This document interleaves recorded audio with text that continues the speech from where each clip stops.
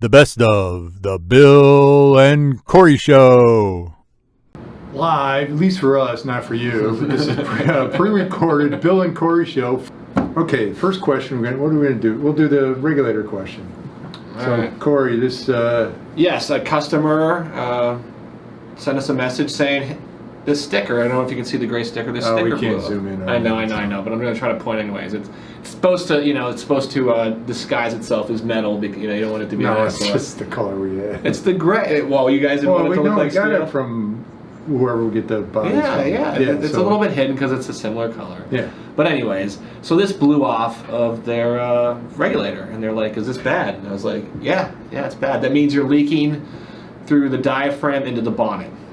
Yeah. So typically a particulate or something could have gotten on there, or something, or else, or just buildup of something, and the bonnet could have gotten loosened. Or the bonnet, something. yeah. So at that point, the regulator's done. You have to. Get a new regulator. And they had it for how many 5 years. 5 years. Well, it's still, the regulator should last a lot longer. It should last longer than 5 years, but still, I mean, not everyone's going to last a ton of, there's always the exceptions. Yeah. So that was, so it's. And there's a helpful video yes. Our most popular video is pressure regulators for regular people. Okay, so it's on, I think it's just regulators for regular people. Yes. Very popular. Gives you an overview of a pressure regulator. Tells you about the bonnet vent hole. That's what that is. Yes, the bonnet vent hole. Tells hole. you about the porting, and the gauges, and the inlet connections. And stuff and typically, like that. if you have a not so good gas in there, like a corrosive gas or something, you'll want to pipe that away from the bonnet vent hole. From the bonnet vent hole. Yeah, unless you have it in a cabinet. Unless you have it in a cabinet, which you should have in a cabinet. Yes. I bought a Matheson regulator, LPHF 500-580 for a special, I can't pronounce that name, something 4000 W laser. We were having pressure issues. I have the company tech on site. Another day I need to speak to someone before he leaves. So he wanted to talk to us. So I called immediately and talked to them. Yeah. And so what happened is they were having 400 psig showing out of the regulator, via the gauge.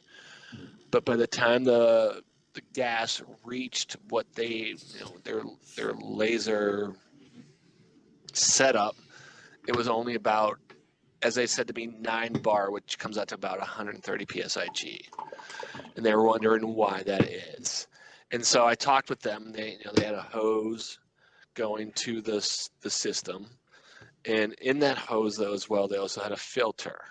And I can't say exactly why the pressure drop happened, but the filter makes me think it could be the filter, and they had to look into it more. But if sometimes, like we've talked about gauges before, how they can be a little bit off based on their plus or minuses. And so I thought, when I first was talking to the person, I thought that might be the case. But, I mean, you can't go from 400 to 130 psig and think, oh, well, the gauge is just off a little bit. That's not the case in this. Yeah, it's not the accuracy of the gauge. It's not the accuracy of the gauge. So, I mean, the LPHF, this is an extremely high flow regulator. Mm-hmm. And, maybe I'll pull the flow curve here. It's at the bottom here. Mounting equipment. I love the flow curve of this one because it's not a curve. Yeah, I know. It's like boom. It's a straight line. This is a dome assist, so you can get some serious flow through this baby. So 400 psi, they're showing that, and this is only with 450 inlet at 350. You can get a bazillion, like 100. Yes. Yeah, a lot. You can get a lot. You get a lot through that. Yeah, you can get serious flow through that thing. So you have obviously you have some kind of flow restriction. So the filters are a big one. Mm-hmm. So you got. And this is our filter. I don't know what filter they were using, but this is the filter we have. I just want to be clear. This is the filter that we have in our system.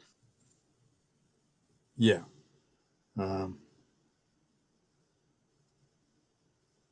Yeah, so this thing could do like 100 cubic feet a minute kind of deal. Not the filter, but the Laser Pro. And this filter It's a Swage lock filter. You can buy it from Swage lock. It has and there's pressure drops across filters. So this has a maximum flow rate of 16 CFM. So it's way below your 100 CFM. You're going to see a 15 PSI pressure drop. So if you get, and that's all the data we got on that. Maybe we'll do some other flow testing on it, but that's the data we got from Swage lock. So if you're going, at 16 CFM, mind you, this thing, the regulator can do 100. You get 15 PSI pressure drop. So I don't know what it's going to be if you're up around the 100 CFM range. What kind of So I mean, drop? as the flow goes up, the pressure drop will also increase. And the hose, it's hopefully they'll have typically we sell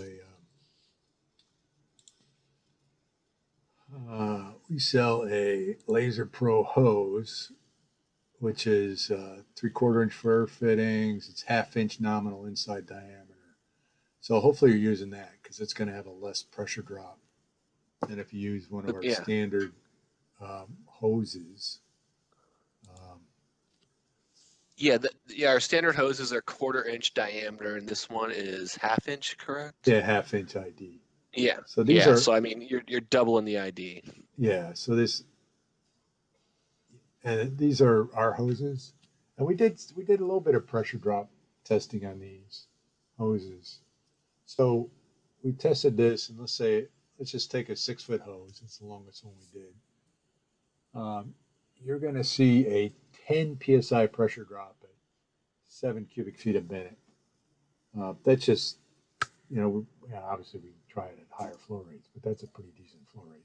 So you can see you're going to get some pressure drop across the hose, even though it's really just the hose. There's nothing really obstructing in there. So you're going to get pressure drop stuff going on with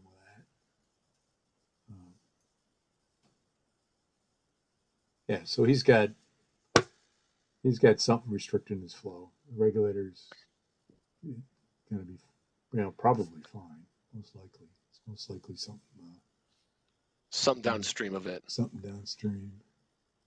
And that's just one thing you have to remember when you're putting systems together.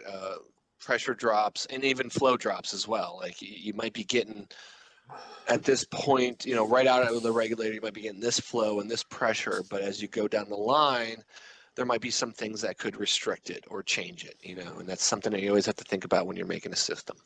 Yep. Yeah, it's more than just the regulator. It's more than just, yes, exactly. Okay.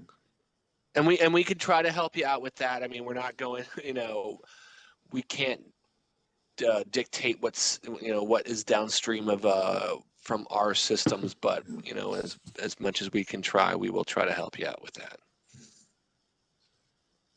Okay. Well, this is pretty good length of a show, so I think we're going to cut off the questions on that. Got through 3 questions. It's about normal. Yes. So that's all we got for questions for this week, and then next week I'm not sure if we're going to do a best of, or we might do an in-house one. In the shop. In the shop. So we might do that. We got to see how that works. Or we might do another one of these WebEx things. So thanks for tuning in. In the shop, we might decide to do all in the shop. I mean, we might get it. We might find it great to do that. I don't know. So, okay. So that's all we got this week. Tune in again next week for another edition of the Bill and Corey Show. Set your VCRs.